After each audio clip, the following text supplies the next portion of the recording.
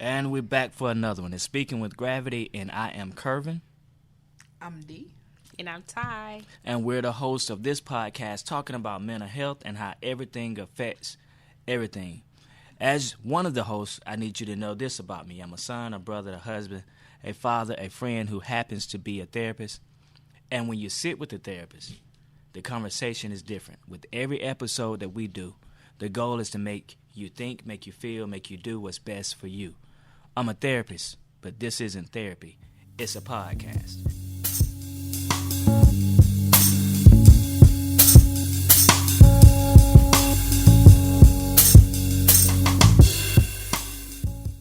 And today, we're going to talk about relationships, dating.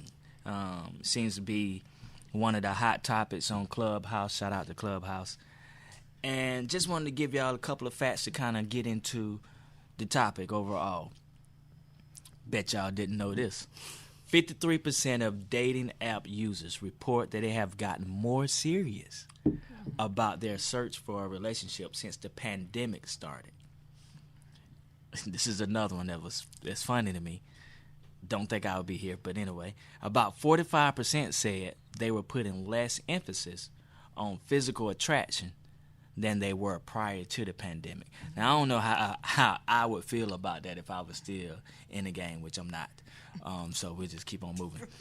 The coronavirus, kind of speaking on me a little bit, crisis has inspired what seems to be a surge of divorces in the United States. Not only the United States, but China, Britain, and Sweden. The national stats are not up, but one particular lawyer's office in New York were saying they were up by 48% on inquiries of what to do next when you think about divorce, I guess. And then, finally, this is not really a fun fact, but I thought this would be a good segue into the topic, dating in the pandemic. And Brittany Sierra, I think I'm saying her name, did a blog about the 8 qualities to look for in a partner.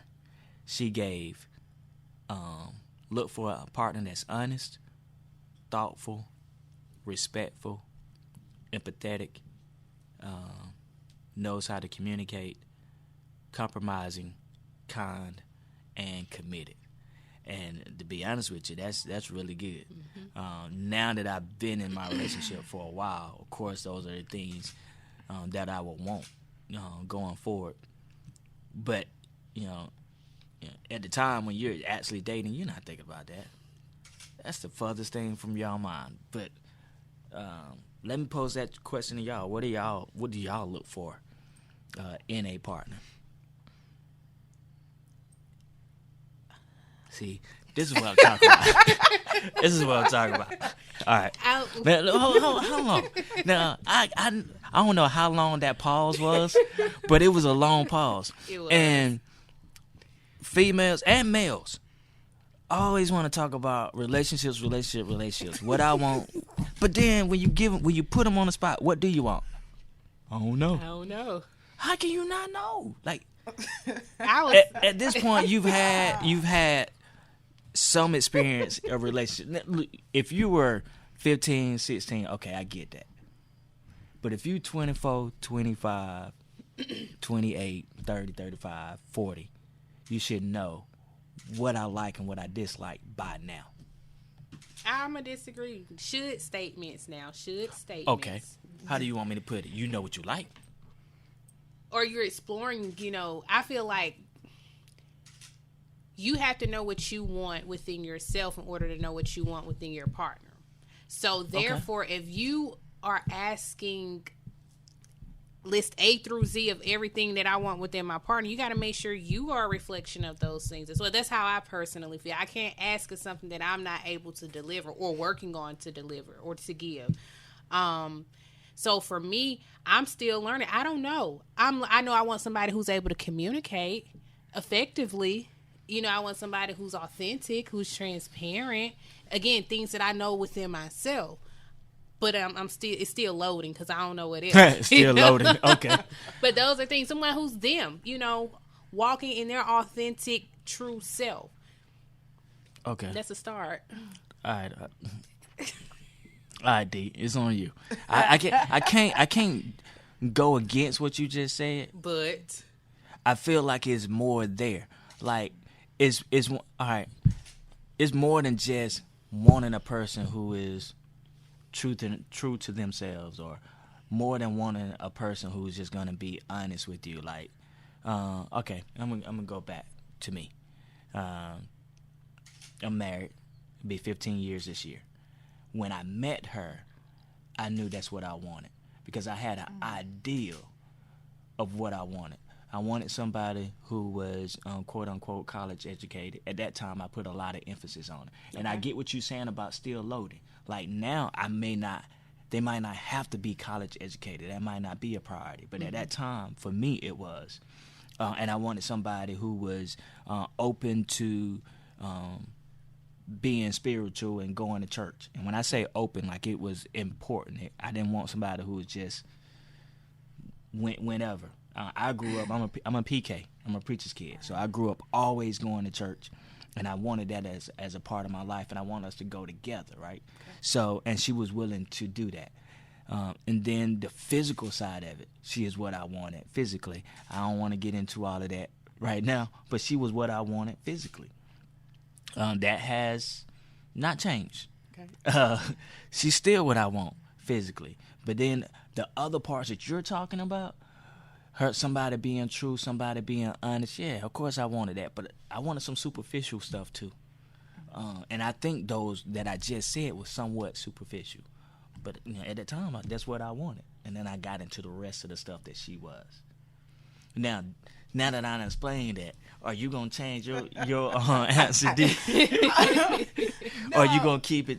I will keep it true. I think I'm with Ty on this. I feel like I'm still understanding it truly what I actually want. I know that when I think about a person being elected, to pursue in that nature, I think of somebody that really genuinely likes laughing, because I'm a clown, so laughter is my nature. I do like a person who's ambitious and who is aspiring to achieve more. I put a lot of emphasis on a person that truly is embracing, and I'm with Ty, just embracing who they are in their present moment, because I think if you're able to be real with yourself, then you'll be able to be real with me, and we can be real with each other, and we can grow. And I do like a person that's emotionally intellectual, like understand, the way in which you feel. And I like a person who stops and thinks. Like, that's a powerful thing for me, when you can stop and think and assess a situation before you immediately react. And I have to catch myself doing it. So I like for a person who can mirror those type of things, and a person that's spontaneous. Like, call me up, let's go out, and you gotta love to go out to eat, because that's my thing. Shout out to all my favorite restaurants.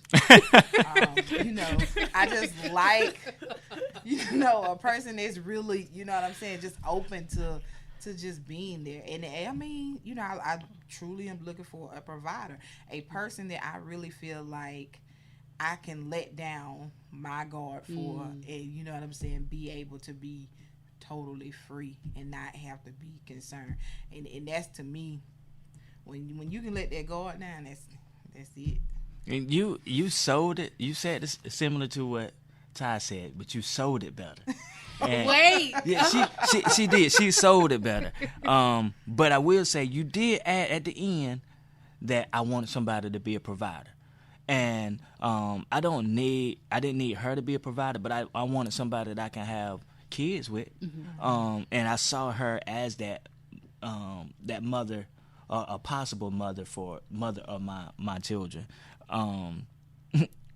My uncle used to tell us growing up, he used to say, well, you don't want to plant seeds on any ground. Right. You need to plant it.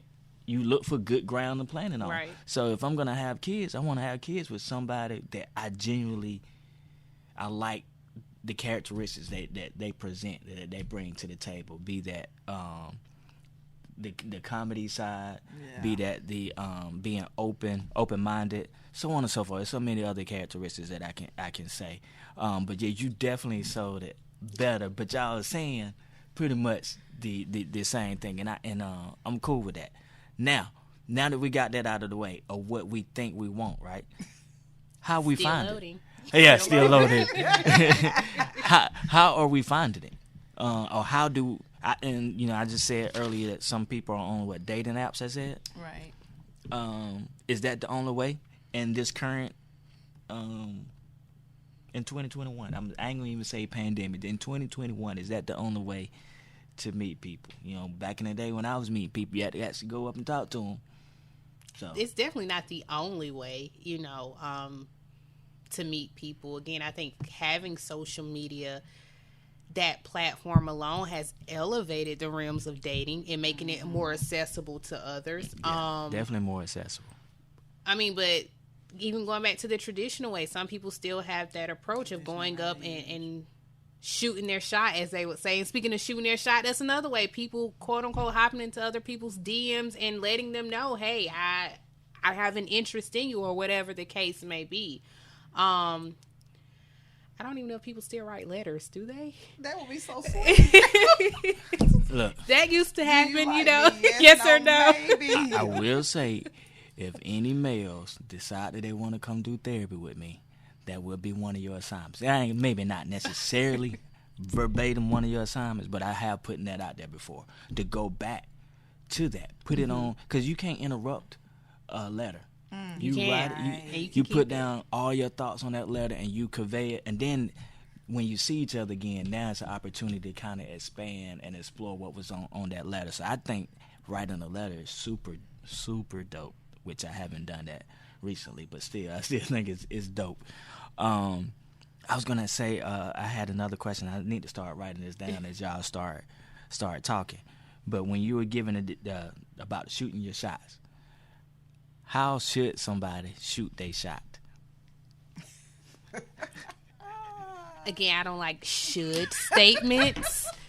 What is this with this should statements? Because it's just one direct way. Should means it's that's the way it should be done. It has to be done. Should mean it has to be, but could. Okay, could. I need to start using could. Okay, all right.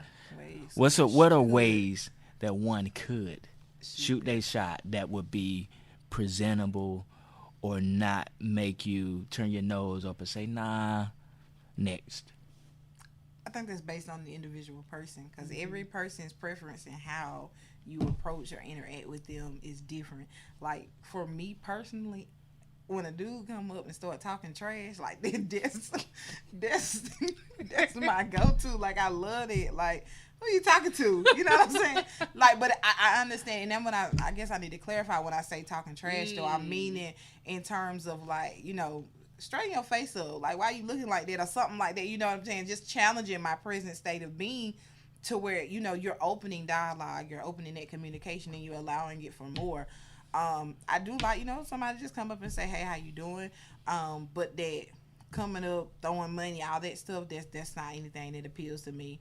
The D pics, total uninterested. The D pics. Oh. And so, Yeah, see, I wasn't ready. Nudity photos, nudity photos. Yeah, y'all know what the D pic is. And every female that knows that has received some unwanted D pic at some point. And so, it's just a way in which we should not be doing that, fellas. Yeah, please stop. No. Especially when there is no substance. Please stop. Yeah. But again, when we're, I think it ultimately just boils down to that person. And I think that's one of the challenges I think I have with it, is because a lot of people present themselves on these dating sites different from what they are in reality. And so you get to hide behind that. So I think technically the more that we have in this dialogue, I think I am still the traditional way. Like, I like that personal interaction because I vibe off the energy and the presence of a person, because to me that's authentic. You can't fake that from them. Like, body language speaks its volume. So I guess, and as we're evolving, I'm answering these questions. You wouldn't like the texting back and forth or the DMs back and forth because you don't get to feel the energy? I mean, I would say that some people are better communicators in person than they are typing or texting or whatever. Because if you like me, if I get to typing too fast, you're not gonna know what I'm talking about. So you'll be like, who is this on the other side of this platform? You know what I'm saying? So I think being in person, and I know that doesn't challenge my writing skills, but you know, when you're passionate about something or you doing multiple things in different times, it can happen. So that's for me, my preferences. But what was the question again? She was hoping we skipped over. I was, but what's the question again? Because I was stuck on the should part. You know, what? Yeah, you're right. What could someone? How could someone approach you in the manner where you actually would entertain them? And I'm saying you, but you know, for people listening to this podcast, like, especially if it's men want to know, like, how do I come at you? Because it's all right. So from my perspective, what I'm seeing is, and I hear this, you don't know me, don't jump into my DM. Well, I'm trying to get to know you, right? So I'm gonna introduce myself somehow, right? And even if I say, hey, how you doing, but I don't get no response back, I didn't do anything wrong, I wasn't janky, but I get no response. As a respectable young man, what am I supposed to do if I'm interested in you? How am I supposed to convey that where you would be able to say, okay, let me see what he about? I think for me, and I know, again, and this also includes some of our listeners, just being you, you know, and if I see you saying, hey, how are you?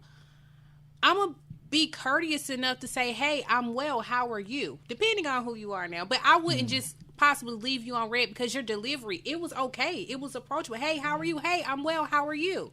Well, my name is Bob, and I'm digging you, or whatever the case may be. I feel one should be intentional about what it is that they want and being specific about why you are inboxing me. Cut straight to the point. Hey, I'm Bob, and I find you very attractive, and I'd like to get to know you more. But it also depends on the person who's receiving those messages too, because you have to think about who you are approaching. That delivery style may not work for them. They may like something different. So I think it varies. There is no one way. Just be you. You come being yourself, and you can't change that. So just show up authentically and go from there. And if they're not receptive to it, on to the next, because you know what it is that you want.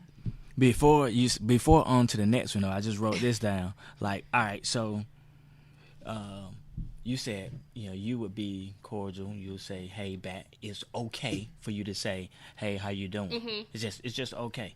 And you had said earlier, you kind of want somebody who'll be willing to straighten your face up, talk a little trash, right? Mm-hmm. So if I came at you and just said, hey, how you doing? I'm not talking trash. Then you might leave me on red. If you leave me on red, now I might say, all right, I want to be persistent. What is too far? Like, how persistent should I be? Again, I'm not like, I think I am a connoisseur, but I felt like I never overstepped my boundaries. I was never too persistent in the past. If I was interested, I let you know I was interested, and then there was a time to fall back. Mm-hmm. What's too much? Or when is it time to fall back for a guy? I think when you talk about being left on red, I'm with Ty though. If you come in my box, hey, how you doing, or hey, what's up, I'm going to give you that same courtesy and acknowledge the conversation. If you express your interest or whatever you do and I respond, that's cool. But I think once you get your response, if you say I'm pursuing you XYZ, if I come back and say, oh, I'm not interested, or I appreciate that, but I got a man, what's too far is you coming back and saying, what's your man got to do with me? Or, you know what I'm saying, you coming back and now you attacking me, or you wasn't all that to begin with. Okay, I wasn't bothering you. So, I mean, the fact that you know what I'm saying, now you got a problem with rejection. And I think that's a lot of what men struggle with when we talk about women, you know, too. Women too. Yeah. Say women now. Women you can't tell me what a man is struggling with. You can't tell me that. Let me say what that. What people sometimes struggle with. But we do. Individuals struggle with is the idea of rejection. And just because, you're not somebody's cup of tea doesn't mean you're still not tea. You know what I'm saying? You're somebody's it, but you just may not be the person you're pursuing's it. So I think, just taking that and moving forward with it. I know that I'm physically not for everybody's taste, and that's fine because I'm not for everybody to taste. I was laughing when you said your uncle told you, you know what I'm saying, plant your seed everywhere, because grandma always told me you can't pass your stuff out to everybody. You know what I'm saying? Good stuff you don't give to everybody. You have to be careful. So, I'm okay with, you know what I'm saying, that platform or that mindset. But I think you got to be careful how you just talk to people, because as a female, even if I'm not interested in that present state, even if I say no, it doesn't necessarily mean it's anything about you. It could be about me. But now you don't put it to where it's about you and it has nothing to do with you. So just respect my response, whatever it is. And then, if give it a little time. You can come back in a few months later. Hey, just wanted to come back and check on you, because you never know where I'm going to be at in that moment. But don't send 5 messages back to back to back to back. Hey, beautiful, hey, beautiful, hey, beautiful. Or start with, hey, how you doing? What you doing? Hey, how you doing? What you doing? Like, elaborate. Let's go somewhere. And some women offering some cash outs or something, just depending on who she is, I'm not giving out any cash out anytime soon. I'm just telling you what some people's preference is. Money's peaks for some women. I've seen women post that, not necessarily my preference, but that for some women is like, if you're gonna talk to me, show me that you about that life. You know what I'm saying? And that's some women's concept. Right or wrong, they entitled to that. Yeah, they are. I better not find out my daughter sending out her cash out. That's gonna be some problems for me, for her, and whoever sending the money. But when you were talking about, when you said that about the statement with your grandma, I thought about the last episode, Living While Black.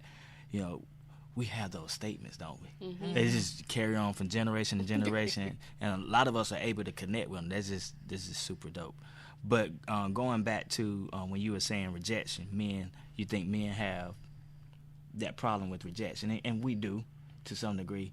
But also the thought is, who's going to screenshot what I sent? Or who's going to, you walk up to a group and you've said something to somebody previously. Who's going to say, yeah, he tried to get at me? And you might be trying to get at somebody differently now. Y'all got to quit that. Y'all can't keep passing names out about who been trying to holler at you, especially if it was in a respectful manner. Right. But, and that can end up blocking somebody, because they find out that you tried to holler at such and such, and which had nothing to do with them at the time that you was trying to holler, but it just comes out. But I feel like even if you shot your shot at, XYZ, that really has nothing to do with me. I feel like we got to get out of that, because that's the nature of getting to know people. Like, I may have pursued you in an interest, but if it didn't go anywhere or you didn't respond, then it's really not even relevant. Like, if you tried to holler at Ty 6 months ago, she left you on red. You come back, 6 months later, and you're trying to hit me up, and we pursue it, and we go forth. Like, I'm not caring that you shot at her before. You know what I'm saying? It is what it is. And I feel like a lot of times when males or females do that, it's because they want to kind of dismiss, what somebody has the ability to offer, or it's really to interject, oh, well, they wanted me first. But at the end of the day, everybody wanted the job first. You might not get it the first time, right? But at some point, somebody's going to get terminated, and then you may come next. And it doesn't necessarily mean that you weren't a good enough candidate at that time. It just means somebody saw something else that they were interested in. But I feel like it's a season for everything. If we go off of that, it's a lot of people that would be single. Waiting on so-and-so tried to talk to me first. I mean, I know people that still talking about, well, I used to go with them in high school. Okay, baby, we 30. Like, we 30 and up now. 15 years past high school. I mean, you talk to them in high school, and I'm supposed to now pass up on a potential partnership. Sweetheart, y'all couldn't even talk on the phone after 11. Let's be generous. But that's just where we are in this day and time. And I think you just really have to personally make that decision for yourself. Now, it's a difference if I feel like y'all was, went a little deep and emotions was all invested, and now you coming and saying, well, now I want to pursue you. I think now that's something we have to look at differently, and we have to assess that situation a little different. But in terms of just you shot your shot and it got shot down, and now you ready for your rebound? Let's. You was I was going there. I was gonna go there where you just went. So what if I'm gonna give you a scenario. Person. They're a couple's dating. They went all into it, but they were definitely a couple. Everybody knew they was a couple. Boom, 3-4 months, and then bam, it's over with. 7 years later, a person that the girl's friend decided to date the guy that she used to date. That a violation? It's like 7 years later, and it was only 3 or 4 months. I wouldn't do it. Depending on the nature of the friendship that I have with this woman, because I feel closer like, it is. Yeah, I feel like if you were what I call you a friend and you were to date someone who I was seriously involved with post high school, post college, I'm gonna have some issues with that. I'm just gonna look at you and them differently. But you have the right to date who you want, but I'm just gonna question the relationship moving forward. What if y'all not as tight? Y'all, cool. Y'all just alright. I still may not like you because you're dating someone that I used to date. I'm just gonna be real, and that may sound immature, but I'm being real. That human part, the emotion part that comes in, it's like, but if you are ultimately wanting your previous partners to be happy, I'm happy that you happy. That's all that matter. One of the things I like what you saying. You just being real. I think sometimes we're not honest with ourselves. Ooh. I do not ask questions I don't want to know the answer to. That has saved me. I think over the long haul. There's some things I just don't want to know the answer to, and I'm better off not knowing that answer. But that's my truth with regards to a relationship. But we got to be honest with ourselves for what we. That's why I always ask, what do you like? What do you want? What are your expectations in a relationship? Where did we always assume that we know what the expectations is? Somebody, I'm just gonna just throw it out here. Somebody might go into a relationship and feel like I'm not planning on being monogamous or completely that person, and then the other person thinking, okay, we're in a relationship, this is supposed to be monogamous. We all assume it for the most part, but if we don't never put it out there what the expectations is, did that person really violate it? There was some misunderstanding. I think you brought up a good point. I was listening to a podcast segment. They were just talking about relationships, and a lot of the men were just specifying expectations and how we have to be really clear about what our expectations are, because everybody's level of our expectation is different. So, for instance, you're saying Bob telling, I don't know why I keep using these European names, but Bob telling Sarah that I don't understand. It just come quick. Therapy mindset, but that's another conversation. But Bob telling ultimately Sarah that, yeah, I want a monogamous relationship, and if Sarah hasn't come to terms like, really, what does that mean? And if Bob didn't provide more details, there could be some confusion. But I fought both in a sense, because if I don't understand what that means, I'm gonna ask before we continue to commit to this relationship. So I think we all have to really be clear and intentional about our expectations without the assumption that everybody know what I mean. Yeah. And I may have to give a list of examples. This is what I mean when I say this. Is that something you still want to agree with doing and moving forward? I'm going to have to play a little bit of devil's advocate, though, because I think... Don't do it. I do. I think because we can't always tell people what we want, because then I think people have the opportunity to portray themselves as something that they're not. So I think, you know what I'm saying, it's important to clearly understand what it is that you're looking for, and when you interact with a person, they either meet it or they don't. And that may be why I'm single. But I think in terms of it is, I think we spend too much time trying to tell people what we're looking for, and we pour all out, and so people, portray themselves to be that. and then years on down the road, there's only so long you can face something. You know what I'm saying? Where you really become in tune with who you are. And now, you know what? Now I'm noticing, okay, you said X, Y, and Z, but you're doing A, B, C. You know what I'm saying? And so it's like, well, you know, we good now. You know what I'm saying? Because emotionally, you know, you've gotten to a different level. And, you know, I was listening to a Clubhouse again, shout out to Clubhouse, and they were talking about oftentimes women date intentionally. Like a woman can, most women, not all. Men date intentionally too. Not always. No, we really do date intentionally. Our intentions are totally different from y'all, right, okay. But we definitely date intentionally. I agree with you. But with women, it's the intentions of, you know, pursuing a, you know, a mate or a spouse in a companion, in longevity. You know what I'm saying? In most cases, and so when you're looking at it as that's what she's going in. I have known women know a man for 2 weeks, and they cutting off everybody they used to talk to. You know, they changing they home screen. You know what I'm saying? Like, that's bait automatically. The name changes, the emojis, everything. Where it's not always the same for men.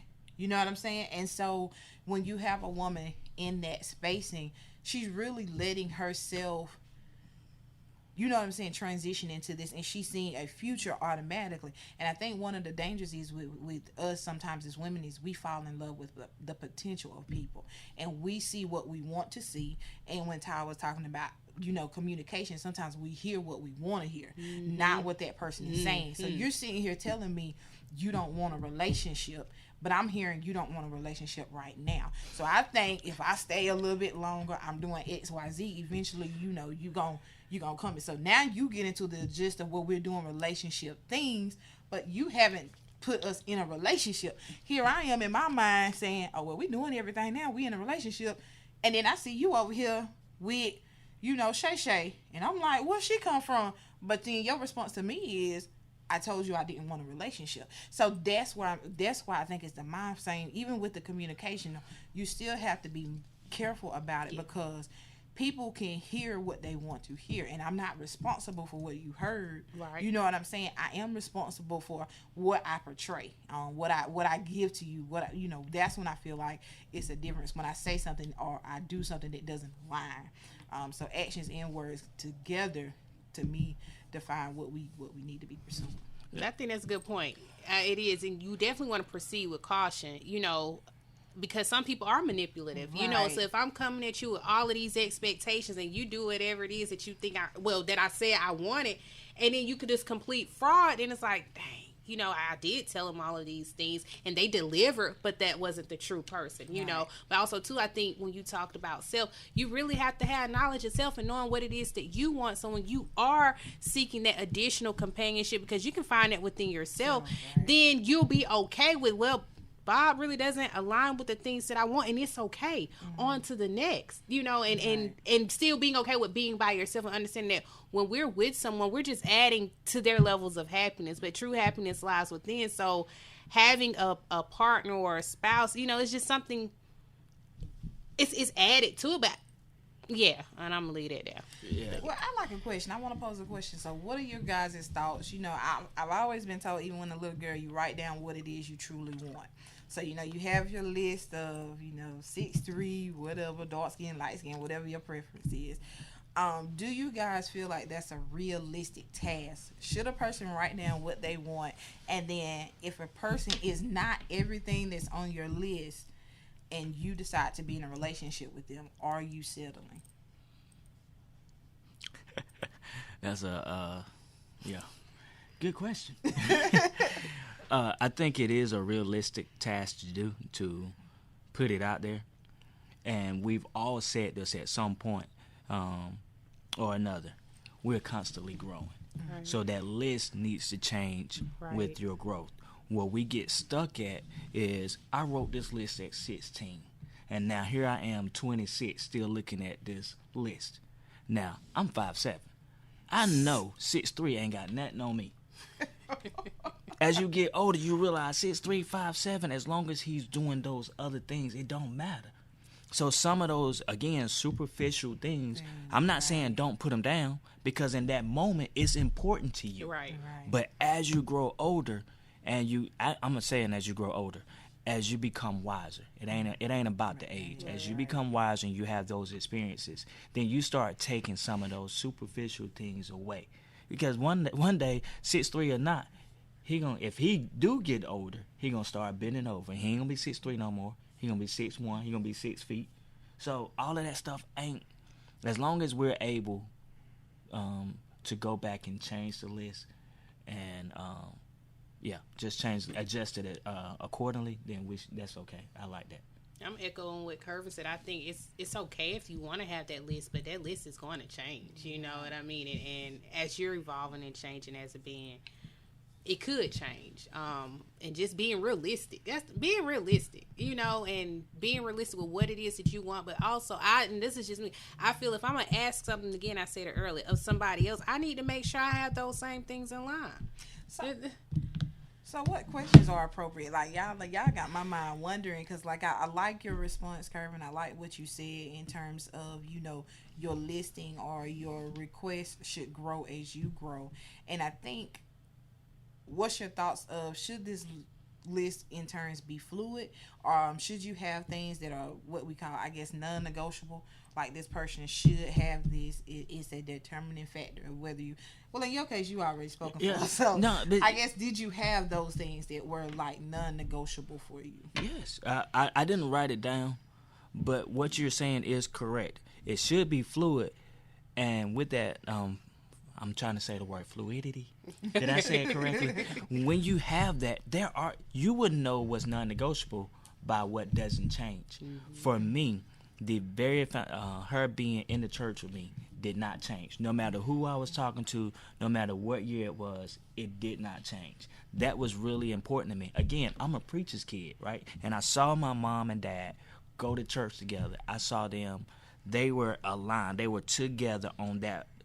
Not on just that one thing, but they was really big on that. My mom didn't care if I was an NBA player or a doctor. What she wanted me to be was holy. And my dad too. So they were right there together when it come down to that. And so that I carried, that's the one thing that I definitely carried from them, if not more. So that was definitely there. It was a couple of physical things that were there that didn't change. Long hair. I love a girl with long hair. The natural look is cool, right? But for some reason, I always liked the long hair. And that's what I was attracted to. That never changed. Now, did I date people that didn't have long hair? Yes, because I'm open-minded enough to do that.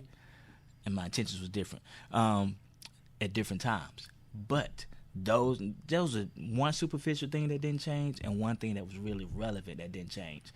In addition to being a mother of my kids, like I needed somebody who was going to be nurturing. I'm not the nurturing type at a very young age. Like, I'm getting too far into that. I was there, but like I was always like, I can't wait till they get 12, 13 so I can have these adult-like conversations with them. You know, at 4 or 5, you can't have, I'm not that guy to have a whole conversation with a 4-year-old. Mm-hmm. Now I will with my 6-year-olds, but she's so freaking advanced. It's amazing. Yeah, it's a different generation of children. They coming out asking us therapeutic questions. Yeah. But that's my thoughts on that. Ty, you can dig me out the hole. Did I get in the hole? Again, your response is your response based off your own experiences and the things that you see from, I guess, an objective standpoint. I guess objective. You know, I think it just aligns with, you know, what you as an individual value. You know, I do think it should be fluid, the list, or it could be fluid. And it is subject to change, you know. And again, if certain things aren't negotiable because of, again, it may align with your values and your belief system, then that's okay. Right. It's simply okay. But again, the other person may not agree with it, and that's, again, it's simply okay. On to one who may fit into this list that you have of your ideal potential partner. You look like you got a whole bunch of questions over right. Your mind going every which way now. No, I was just thinking about, you know, just different things, and I'm listening to, you know, you guys, what you're saying, and one of the things that always comes to my mind is something that we all, I've heard us all collectively kind of respond on, and that's, kind of implementing these boundaries. And I think that's when you come into terms about knowing yourself and knowing what it is that you want. I think those are two critical things. And so, I guess now as we're listening, as we're talking and having this open dialogue, is thinking if, kind of making me think about when you ask the question, what it is that you want. If I don't have an answer, then that means I'm subjective and open for anything. Mm-hmm. And so now I'm wondering, why isn't XYZ not working? Right, yeah, I'm getting anything. Yeah. You know what I'm saying? I'm not getting anything of substance because I'm not putting out that substance is what I'm desiring. So, this conversation is really, solidifying me in my thought process in terms of you really truly have to know what you want. It's not just about the image of a relationship. Mm-hmm. It's not just about even just the companionship of it. It's about being intentional and, being specific to what you truly need. I always refer back to, knowing your love languages and things of that capacity, but it's even a little bit deeper than just your love language, because your love language still entails about you, but how you communicate and know how to facilitate that love to other people. Because you can receive love, but can you give it? Right. You know what I'm saying? And so learning how to process and understand the person that you're pursuing in that capacity. So deep combo. When you brought it to the table, Ty, when you said that about self-awareness, knowing who you are. I'm gonna jump on emotional intelligence in a minute, but self-awareness is big. Like, just think about, like, we're in this big old world, right? And we're dating people in this big old world. When we go to the grocery store, either you got a list with certain things on it, you get in and you get out, you get the stuff on the list, or you got a general idea. Or what about those times that we go to the grocery store and we're like, okay, I need some groceries. Then you go in there and you find a whole bunch of stuff when you get home, like, well, what was this? Why I even get this? And I ain't get something to match up with something. But then when I have a general idea, but I didn't write it down, I got a general idea, I got a lot of the stuff that I want, but I may have forgotten something, or something still might not match up. But when I wrote that list down, I got exactly what I wanted, exactly what I need, and was able to make whatever I needed for that day or going forward. We'll do that for these simple things, but we won't do that in our own life. That's crazy. Because we want to take the time out to sit with self, love me, be compassionate to myself, be nurturing to me, so that I one, reciprocate that and show that to others, but two, I want that same thing in return. But I got to do that for me first to know what it feels like and to be able to show others that. And I think, too, what you said, it's kind of like cut and dry to an extent. If I got this list of things that I know I want when I'm going into this grocery store, it should apply to dating, too. I got these list of expectations that's subject to change, because we change and we evolve, and so do other people. But I pretty much ain't going outside of this list. And me understanding it's okay for me to move on to the next for anybody who I may choose to entertain or who I'm inquiring about that don't really fall in this list that I have, or this category of items, that I have. When you got that list, you wrote that list down. Yeah. Ain't nobody else wrote that list down. So when you get what you wrote on the list, that's what you work with. That's what you deal with. If you get into that relationship, you get married, you working with that list that you wrote down. You don't just give it up and throw it away. Be like, I wrote the wrong thing down. You had plenty of time to think about this. You had plenty of time to kind of gather your thoughts together. But when you said that about, again, going back to self-awareness and knowing who I am and sit with yourself, what has this pandemic caused us to do? Sit with ourselves. Sit with our companions. I've seen, I read it earlier about the divorce rate, or not divorce rate, but more people inquiring about divorce. And you see, sporadically throughout social media, people saying, there are situations where people are not happy in the home. They don't have anything to take away from some of the things that they was overlooking. You can't go to work, or you're not at work as much as you are, or you always at home. Now you're seeing this person who does something that's a pet peeve of yours. They've been doing it for 10 years. But you've been able to kind of overlook it because you moving about. But now you can't overlook it. And we haven't sat with ourselves and just been really understand ourselves and that, even our partner to a certain degree. Yeah. Well, I think it's too, we have to explore. You can't become complacent in a relationship. Mm-hmm. And I think people, traditionally, if we're looking at it over a spectrum of time, anytime you, even in, relationship with friends or whatever, you get to a point or a place of complacency where your expectations is a person is always going to be there, or they should always be there. And even in a partnership, I think you should always be evolving your relationship, like growing and continuing to nurture it just as you would have planned. Like you can't just leave it there and assume that when you come back it's going to be the same. Just as we are constantly changing, the people we are with are constantly changing. And so I think what this pandemic has forced us to do is it's forced us to really sit back and see the change that we oftentimes could ignore. Because before, pre-pandemic, you could really, if we didn't really like each other or didn't get along, I could work first shift, you could work third shift. So we really, you know what I'm saying, we only had to meet in the middle, and it only could be for a brief time. Or, I could, go hang out with the boys or escape from that. But now we're in a specific place.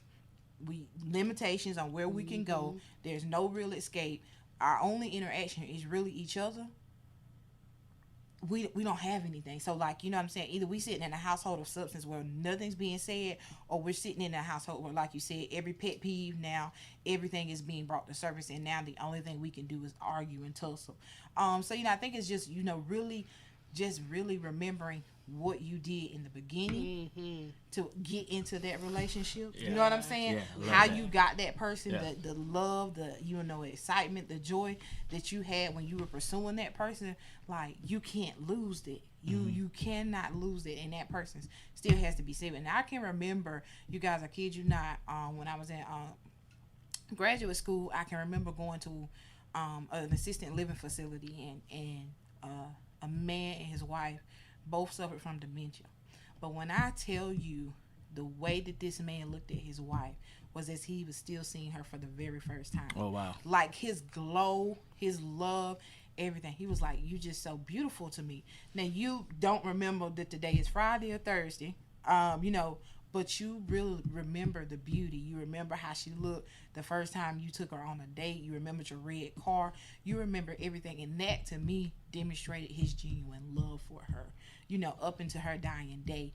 And so that's the kind of relationship you want to pursue. You know what I'm saying? When, like, even when I can't remember anything else, I still remember the beauty of you. And that is what I saw in that compassion. Like, I can remember how he would hold her hand. And even though, she passed on, and other women, of course, if you've been in that facility, you know how it goes. But the true, genuine love he had for her was something that could not be denied by anybody. And, that's true. And they had been married over, 50, 60 years. Wow. You know what I'm saying? So that's what I'm talking about. So when we get people who, after 3 years, you ready for a divorce, it's because you wasn't true. Y'all were infatuated with each other. You truly wasn't in love. And that's what, you know what I'm saying? Or in essence, you may have been in love, but you didn't really process all the way through that person. Because I do believe you can have love for a person and not be in love with them. So another podcast. That's a whole other podcast.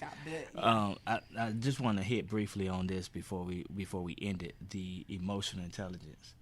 I think that is important for not only us as individuals to have, but the other partner, because to go along with the self-awareness, if they have the emotional intelligence to know that, hey, this person is still finding themselves, or this person is still trying to figure out some things, then they can allow that person some freedom, sometimes some space to explore, and just being aware not only of themselves but the other person and how they feel in whatever moment, whatever transition they're going through in life.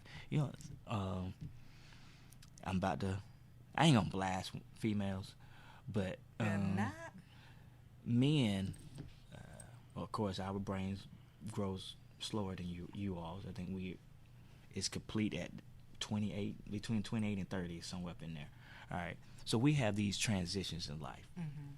Sometimes they come at that moment. Sometimes they're a little bit later. They may have worked at a particular job making, X amount of dollars, and then they find out, man, I don't even want to do that no more. I've been at this job 15 years. I want something more. I just want something different. it would be great to have that person beyond their mama to support them and say, okay, he's going through a transition. Be emotionally intelligent to say, this ain't just him not wanting to work no more or tired of working. Mm-hmm. This ain't him messing up this whole providing thing that I got going on.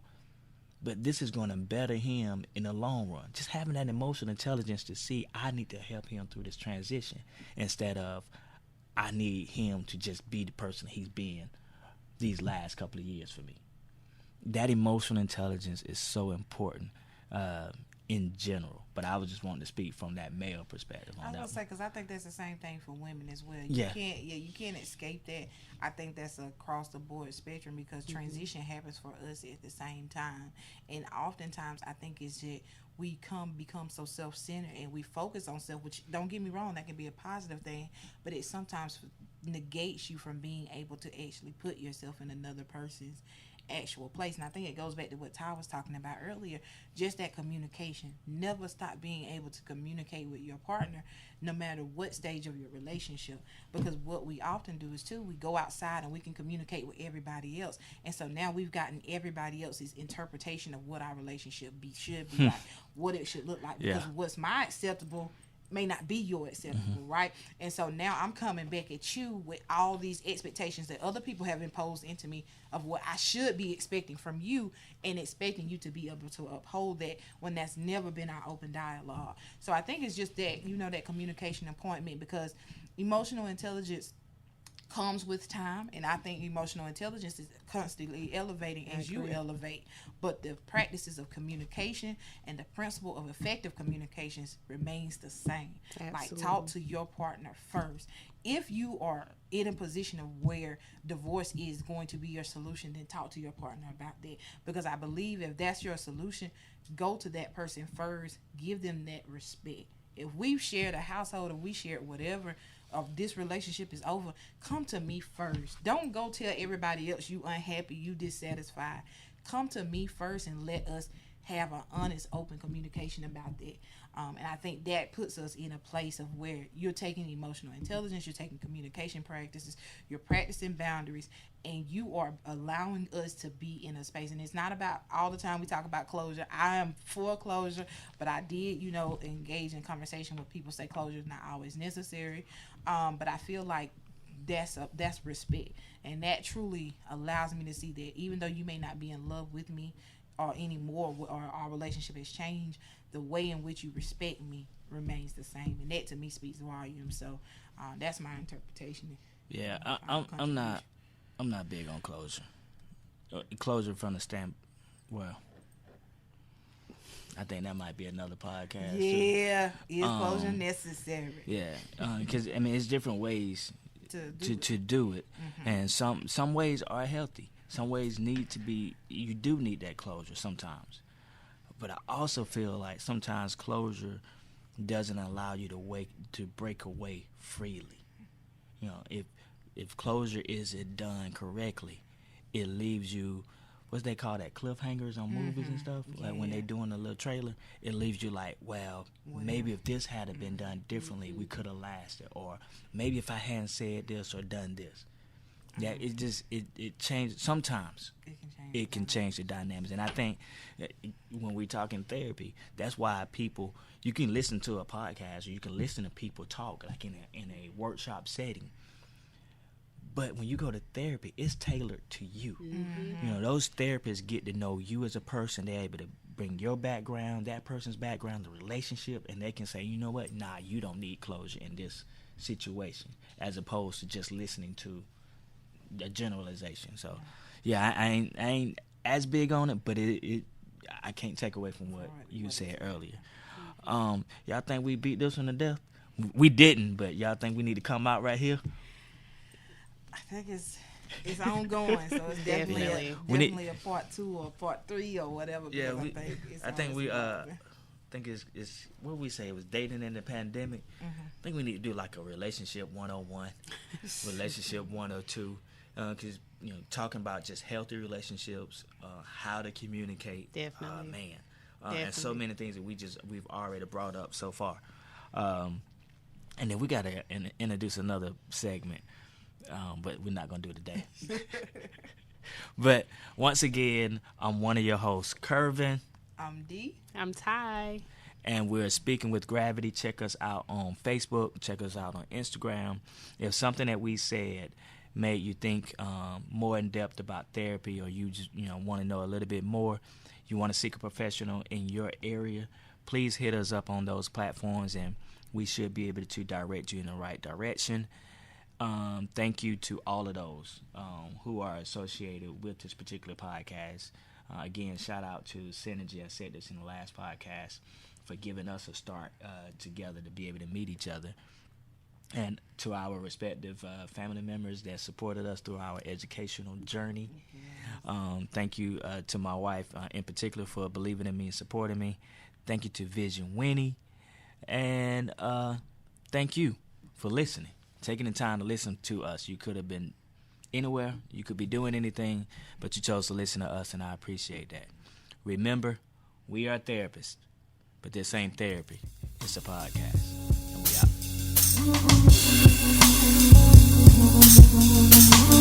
out.